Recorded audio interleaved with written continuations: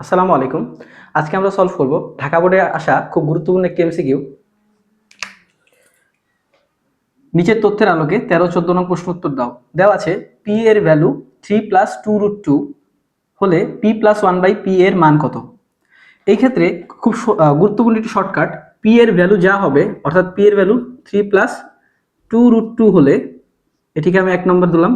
1/p এর value হবে তার উল্টা, অর্থাৎ কোনো কিছু চেঞ্জ হবে না, এখানে যা আছে তাই লিখবেন, শুধু প্লাস থাকলে মাইনাস বসাবেন, মাইনাস থাকলে প্লাস বসাবেন। অর্থাৎ এখানে যদি মাইনাস হতো তাহলে আমরা প্লাস বসাইলাম, এখানে যেহেতু প্লাস আছে এখানে, তাই এখানে আমরা বসাবো মাইনাস। এটাকে 2 নম্বর সমীকরণ ধরলাম।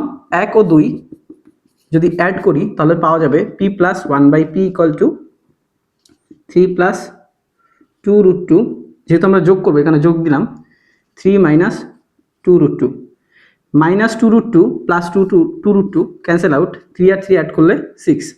সো আমাদের সঠিক উত্তর হবে 6।